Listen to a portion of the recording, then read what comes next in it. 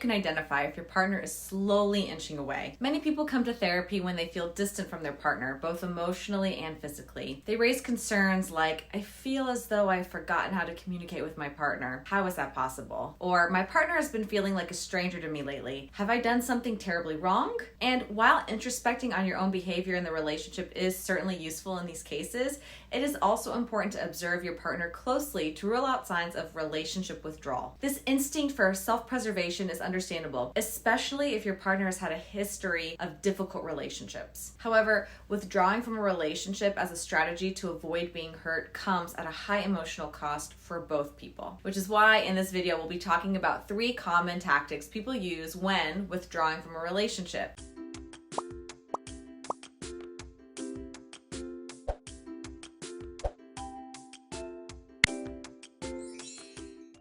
And advice on how to deal with a partner withdrawal. But first, if you're new to this channel, welcome. I'm Jordan Travers. I'm a licensed clinical social worker and psychotherapist and the clinical director of Awake Therapy. If you're interested in learning more about Awake Therapy, you can click on the link in the description. And if you're in need of psychological or emotional support, feel free to book an initial consultation with one of our therapists by visiting our website at www.awaketherapy.me. Okay, so let's get right into it. The first sign is partner withdrawal and distancing. Partner withdrawal is often referred to as stonewalling, or being evasive with your partner to avoid situations or conversations where you might have to be transparent and present. In some cases, people may withdraw from their partners in anticipation of their partners doing the same thing to them. And the urge to withdraw forces a person to always keep their options open in a relationship, denying them the pleasure of feeling like they can be fully vulnerable and transparent or all in their relationship. Distancing is another relationship withdrawal, where a person keeps their partner at an arm's length, both emotionally and physically. Distancing behaviors like stonewalling include unavailability,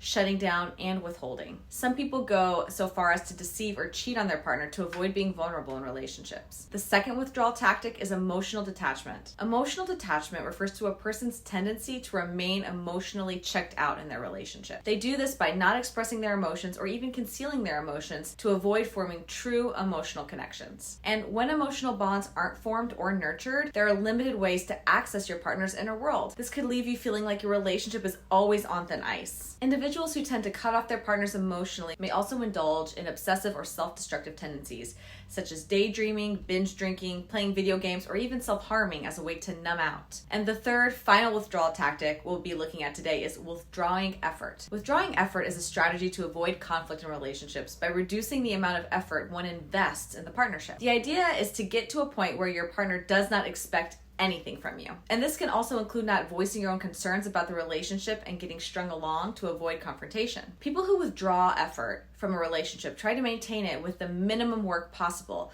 so as not to ruffle any feathers. In other cases, the person can become incredibly lazy about the relationship and will only invest if effort is coerced. As we all know, how a couple fights and resolves their issues is an important indicator of relationship health. In a relationship where one or both members are actively divesting from it, it leads to deeper and more complex issues. How to address relationship withdrawal? There are 2 basic steps one can follow when trying to call out your partner's withdrawal from your relationship. The first is to talk to them, preferably with a mediator. The habit of relationship withdrawal is usually the result of past trauma. That is why it's necessary to confront your partner about their behavior with a professional involved. Getting help from a knowledgeable, neutral mediator raises the chances of a successful resolution. And second, know when to walk away. If the situation gets to a point where a choice has to be made about whether to continue the relationship or not, choose yourself. At the end of the day, the responsibility to manage one's emotions is on oneself, and your suffering will not make the situation better. Thanks for watching. I hope you found today's content helpful and informative. Make sure to subscribe to receive updates when a new video is posted. And remember, platforms like YouTube are an excellent resource to get information out to others,